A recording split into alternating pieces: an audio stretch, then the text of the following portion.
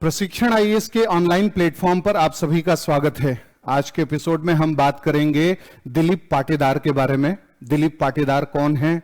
दिलीप पाटीदार के मुद्दे को लेकर के जो सिविल मृत्यु है, ये एक टर्मिनोलॉजी अभी चर्चा में है। सिविल डेथ क्या होती है और इसके क्या आयाम हैं और ये क्यों सुर्खियों में है? क्योंकि मालेगांव जो बॉम्ब ब्लास्ट केस है ये अभी सुर्खियों में है। इसमें जो 7 आरोपी थे उन्हें बरी कर दिया गया है एनआईए के स्पेशल कोर्ट के द्वारा।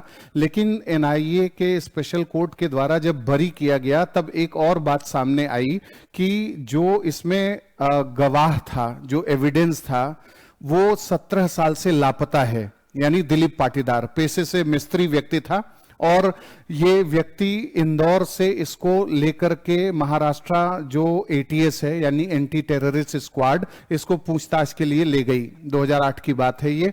और जब दिलीप पाटीदार को ले गई उसके बाद से दिलीप पाटीदार अपने घर ही वापस नहीं लौटे, ऐसा उनके बेटे हिमांशु के द्वारा बताया गया है। और उसके साथ साथ ये बात भी जाननी आवश्यक है कि जो जिससे ये संबंधित थे यानी रामचंद्र सांगकालरा नाम का एक व्यक्ति था जिसके ये रिश्तेदार थे दिलीप पाटीदार, और वो उसमें मुख्य आरोपी था। यानी मालेगांव जो बॉम्ब ब्लास्ट था उसमें मुख्य आरोपी जो था उसके ये रिश्तेदार थे। इसलिए महाराष्ट्र एटीएस ने इन्हें गवाह के लिए, इनसे बातचीत के लिए इनको लेकर के गई। और संदीप डांगे नाम का भी एक व्यक्ति था जो इसमें गवाह था, जो मतलब अभियुक्त था, जिसने ये कार्यवाही करने के उसके ऊपर आरोप लगाए गए थे, वो भी मिसिंग है।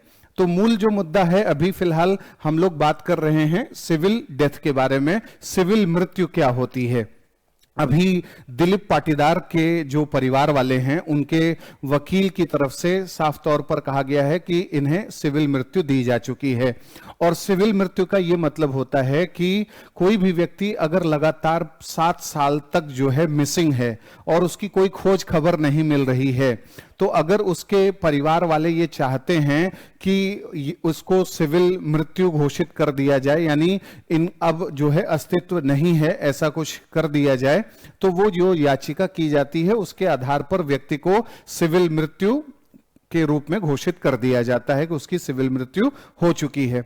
सिविल मृत्यु का अगर डिक्लेरेशन हो जाता है, यानी जब अनाउंस कर दिया जाता है कोर्ट के द्वारा, तो उसका फायदा ये है कि व्यक्ति से जुड़े हुए जो लोग हैं, खासकर मान लीजिए अगर कोई महिला है, अगर उसे दूसरा विवाह करना है या संपत्ति से संबंधित अधिकार है, जायदाद से रिलेटेड कोई चीजें हैं, तो उन सब मामलों में फिर आजादी मिल जाएगी कि स्वतंत्र तरीके से काम हो सकता है। क्योंकि जब तक व्यक्ति जीवित है तब तक उसके तमाम प्रकार के अधिकार रहते हैं, और वो अधिकार जो है पारिवारिक या विवाह संबंधी अधिकार, संपत्ति के अधिकार, जो वैधानिक अधिकार हैं, उन सब मामलों में उसका अधिकार बना रहता है। लेकिन जैसे ही सिविल डेथ घोषित करी जाती है तो वो व्यक्ति सभी प्रकार के अधिकारों से मुक्त हो जाता है जिसको जो मिसिंग है।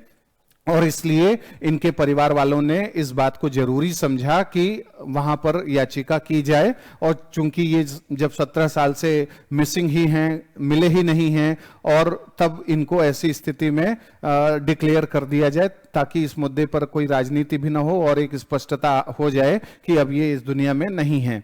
तो ये अभी हाल में सिविल जो डेथ का कॉन्सेप्ट है ये सुर्खियों में था, इसलिए ये आपके समक्ष प्रस्तुत किया गया है। उम्मीद है ये जानकारी आपको पसंद आई होगी, क्योंकि इसका अपना एक रेलेवेंस भी है और एक नया डायमेंशन भी वैधानिक संदर्भों में हम इसको देख सकते हैं।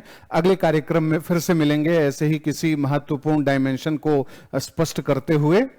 नमस्कार।